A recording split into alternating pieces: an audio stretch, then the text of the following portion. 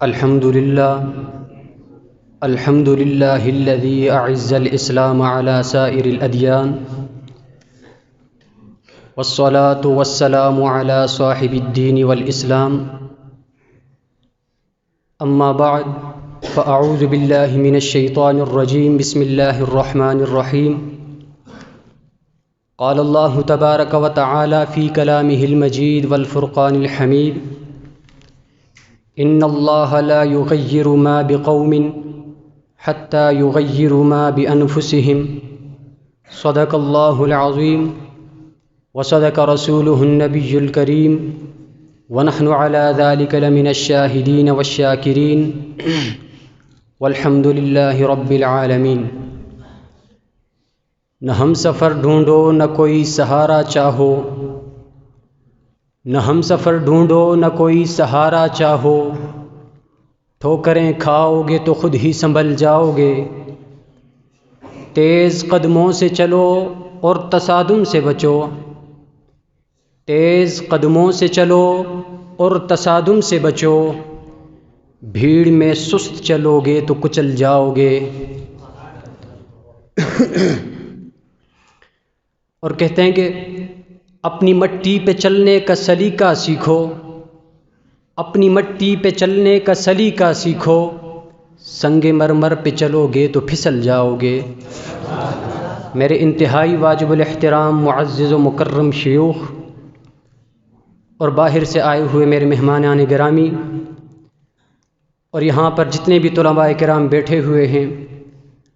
آج کی اس پروقار اور پر رونق محفل کے اندر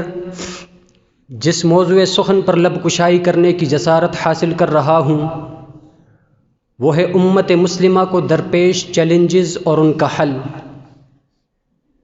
جناب صدر، میں اپنی بات کی ابتدا کرنے سے پہلے پوری دنیا کے حالات پر نظر دوڑانا چاہتا ہوں کہ آج ہم یہ سمجھ رہے ہیں کہ امت مسلمہ شاید کہ اس کے پاس وسائل نہیں یا کوئی اور طاقت اس کے پاس موجود نہیں جو کہ یہ پستیوں کی طرف جا رہی ہے، لیکن بین الاقوامی رپورٹس اور اخبارات کا مطالعہ کریں تو آپ کو یہ بات نظر آئے گی کہ اس وقت دنیا کے اندر 1.5 ارب آبادی وہ مسلم کمیونٹی پر منحصر ہے، یعنی میں یوں کہوں کہ پوری دنیا کا 5واں حصہ وہ مسلمانوں کی آبادی پر منحصر ہے۔ نہ صرف یہ بلکہ یہ آبادی روز بروز بڑھ رہی ہے اور یہ 1/4 حصے کی طرف گامزن ہے۔ اتنا ہی نہیں، ذرا آگے چلیے تو دنیا کے پاس جو طاقتیں ہیں وہی طاقتیں آج مسلم امہ کے پاس بھی موجود ہیں، اور اس تناظر میں اگر دیکھا جائے تو امت مسلمہ کو اجتماعی طور پر جن مسائل کا سامنا ہے وہ میری نظر میں ان کی فہرست کچھ یوں بنتی ہے کہ سب سے پہلے اس دور کے اندر امت مسلمہ کو ایک فکری اور سیاسی مرکزیت کی محرومیت کا سامنا ہے۔ میں یوں کہوں تو بے جانا ہوگا کہ آج امت مسلمہ کو نہ ڈر، بے باک، پاک دامن اور ایماندار حکمران کی ضرورت ہے، جس سے آج میں اور آپ محروم ہیں۔ اتنا ہی نہیں بلکہ ذرا آگے جائیں، جوں جوں وقت گزرتا گیا، سلطنت عثمانیہ کے زوال کے بعد امت مسلمہ کے پاس کوئی ایسی قیادت نہ تھی کہ جن کے پاس جا کر وہ اپنے فکری اور نظریاتی مسائل کو حل کر سکیں۔ پھر ایک وقت آتا ہے، ایک تنظیم کا قیام ہوتا ہے، لیکن انتہائی افسوس کہ وہ تنظیم تشتن گفتن اور برخاستن سے آگے نہ بڑھ سکی، صرف اپنے ہی مسائل تک محدود رہی۔ اتنا ہی نہیں، آج امت مسلمہ کو اقتصادی، معاشی اور تجارتی شعبوں کے اندر بھی مسائل کا سامنا کرنا پڑ رہا ہے، اور اندھیر نگری چوپٹ راج یہ ہے کہ مسلمان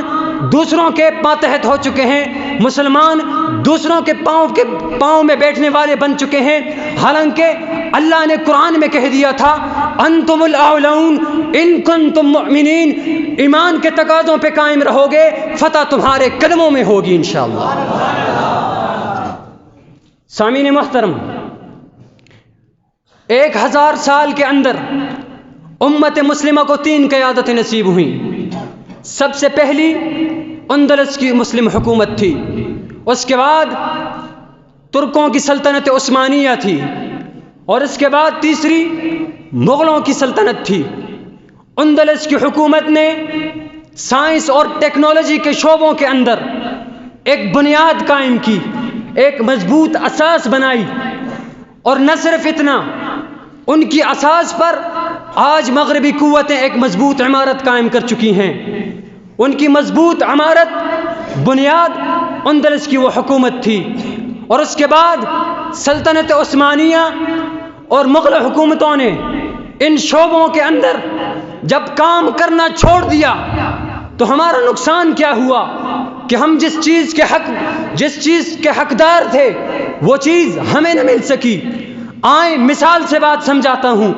کہ جب عرب ممالک کے اندر تیل نکلا تو اب ضرورت تھی کہ ہم اس تیل کو نکالیں، لیکن ہمارے پاس وہ ذرائع موجود نہ تھے، تو ہم نے اغیار کا دامن پکڑا، ہم مغربی قوتوں کے پاس گئے، ہم نے ان سے بھیک مانگی، تو وہ آئے، مشینری لائے، مدد کی، اس کے بعد ان کے بینک آئے،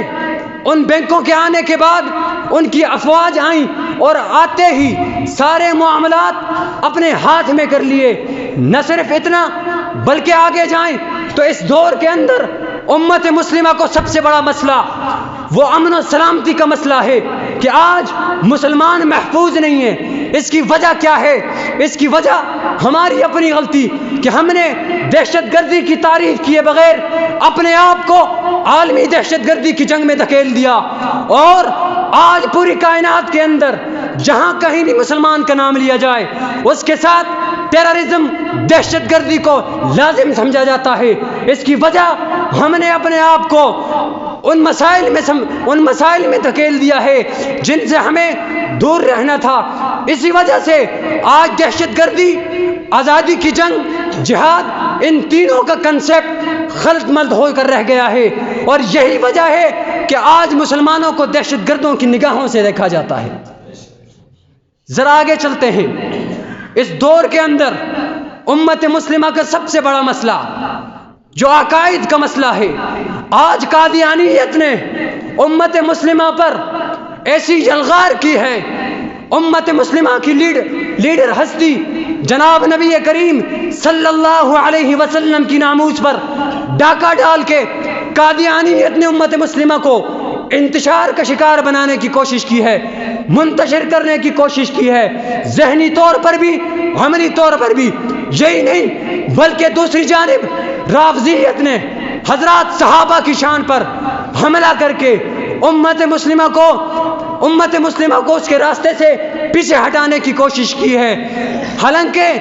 ہمیں تو چاہیے یہ تھا کہ ہم ان دونوں محاذوں پر اپنے آپ کو مضبوط کریں۔ اب سوال یہ اٹھتا ہے کہ ان مسائل کا حل کیا ہے؟ تو ان کا حل یہی ہے کہ آج اس جوان کے دل میں یہ بات ڈال دی جائے کہ تو محمد بن قاسم ہے، تو صلاح الدین ایوبی ہے، تو ہی ٹیپو سلطان بھی ہے، تو ہی غزنوی بھی ہے، تب جا کر ہم اپنے مقام پر پہنچ سکتے ہیں۔ کیونکہ اقبال نے خوب کہا تھا